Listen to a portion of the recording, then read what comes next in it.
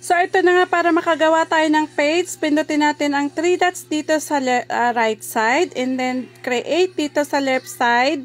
Ayan, get started na po tayo. Susundan lang po natin to. Okay, maglalagay tayo ng pangalan. So, ikaw, nasa sayo kung ano yung gusto mong name ng page mo. So, ako, parang mas gusto ko ang content na ilalagay ko ay mga hugot lines or patama quotes or reality thoughts or realidad ng buhay ng mga pangyayari. Parang magiging speaker tayo dito, no? So, yan.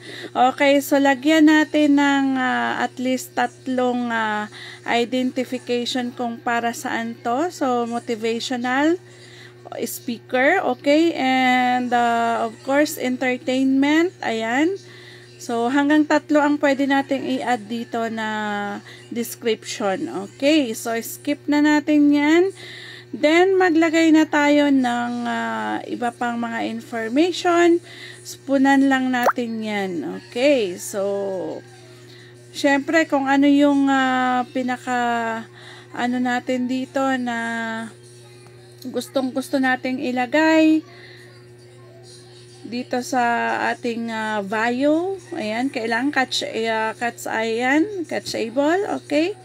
So, ayan, lagyan natin ng ating lugar, ng ating business, and then next natin, kung may website tayo, pwede nating ilagay dyan, kung may YouTube channel. Kung wala naman, okay lang, okay? Email address, telephone number, importante yan dahil pag nakalimutan natin yung anything na password or ano pa man dito magsisend. So, next na natin, okay? So, ayan pa, another detail. Maglalagay tayo ng ating lugar, ng ating cities. Okay, so next. Okay. O, yan. So, maglalagay tayo ngayon ng profile pic. Okay. And next ay maglalagay din tayo ng cover photo. Okay. So, ito na lang din uli ang ating gagamitin. Okay. So, ayan na. Okay.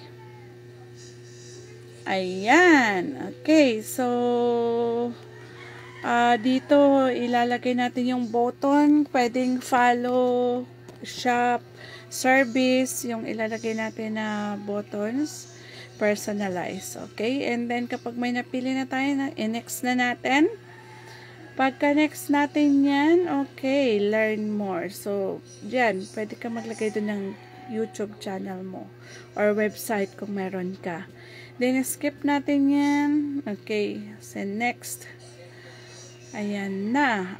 Pwede na tayo mag-invite ng friends natin para ipaalam sa kanila na tayo ay may page. Okay, so ayan.